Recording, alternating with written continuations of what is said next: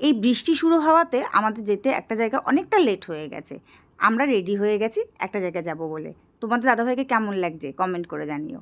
দেখো বলতে বলতে পৌঁছে গেলাম পার্বণে, একটা অনুষ্ঠান বাড়ি। হ্যাঁ, কেন এসেছি সেটাও তোমাদের সাথে একটু বাদে শেয়ার করছি। আর গিয়েই দেখি সমস্ত আত্মীয়স্বজনরা সবাই চলে এসছে, আর আমরা হলাম লেট পার্টি। তো লেট করেই গেছি, যা হয় বৃষ্টির জন্য পুরো আটকে গেছিলাম, তো যেতে যেতে লেট হয়ে গেছে। আর এদিকে আমাদের সবাই আত্মীয়স্বজনরা হাই করে দিচ্ছে, আর এদিকে জল রেডি করা হচ্ছে, স্নানের জল, দুধ জল। আসলে এটা হচ্ছে আমাদের পুচকির অন্নপ্রাশনের অনুষ্ঠানের দিন। দিনটা ছিল রথের দিন, আর আমরা এখানে সবাই যাচ্ছি জল ভরতে।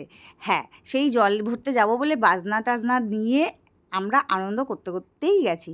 সত্যি অনেক দিন বাদে একটা খুব মজার একটা আনন্দের অনুষ্ঠান বাড়ি পেয়েছি।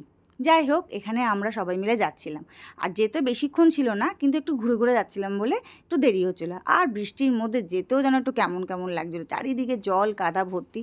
আর এদিকে আমার যা নাচছে কি সুন্দর করে, আমাকেও নাচার কথা বলেছিল, কিন্তু আমি আর নাচতে পারছিলাম না, আমার শরীরটা খুব একটা ভালো ছিল না বলে। তারপর এখানে সবাই মিলে একটু ফটো তুলে নিলাম সুন্দর করে দাঁড়িয়ে টাড়িয়ে। এবার চলে এসেছি জলের এখানে জল ভরার জন্য। তো সবাই মিলে এখানে দাঁড়িয়ে জলও ভরছিলাম, আর এখানে ক্যামেরাম্যানরা সব ফটোশ্যুট করছিল, আর অনেকেও স্নানও করছিল। তো যাই হোক, এই করতে করতে স্নানের জলটা তুলে নিল। আর এইদিকে আমার ছেলে খুব বিরক্ত করছিল, স্নানের জল যখন ভরছিল তখন আমি যেতে পারিনি কাছে। আর এইদিকে সবাই মিলে একটু ফটো তুলে নিচ্ছিল, আর এইদিকে জল তুলে নিয়ে সোজা চলে গেছিলাম বিয়েবাড়ি অনুষ্ঠানে। আর এইদিকে পুচকিটাকে সবাই মিলে যখন স্নান করানোর জন্য রেডি করছিল, পুচকিটা খুব কাঁদছিল। আসলে এতগুলো লোক একসাথে ও দেখে ঘাবড়ে গেছিলো। আর এই দেখো এদিকে অন্নপ্রাশনের খাবার দাবারগুলো সব রেডি করে দিয়েছে সুন্দর করে। আর এদিকে এতগুলো তত্ত্ব সব সায়নীর বাপের বাড়ির থেকেই এসেছে। আমার এই ডেকোরেশনটা খুব সুন্দর লেগেছে, সত্যি ইউনিক লেগেছে তত্ত্বফত্ত্ব দিয়ে। তারপর দেখো পুচকিটাকে সবাই মিলে আশীর্বাদ করেছে। প্রথমে মামা, তারপরে পুচকিটার বাবা, তার মধ্যে তো আমরাও বাদ পড়ি না বলো, আমরাও আশীর্বাদ করেছি। কাকা কাকি বলে কথা করব না? সবাই এরকম একের পর এক করে আশীর্বাদ করেছে। ও তোমাদের তো বলাই হয়নি, পুচকিটাকে আমরা অন্নপ্রাশনে কি গিফট করলাম। হ্যাঁ, একটা সোনার আংটি দিয়েছি।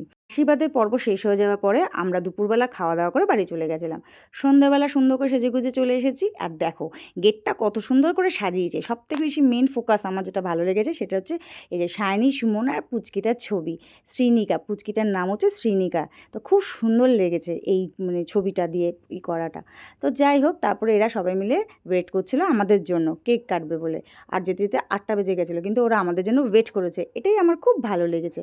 তারপর এখানে কেক কেটে যখন সবাই মিলে একটু আনন্দ করছিলাম, ওর একটু অসুবিধাই হচ্ছিলো। আসলে এতগুলো লোক একসাথে, ও এতগুলো তো লোক তো দেখার অভ্যাস নেই। যাই হোক, ওকে কেক খাইয়ে উপরে পাঠিয়ে দেওয়া হয়।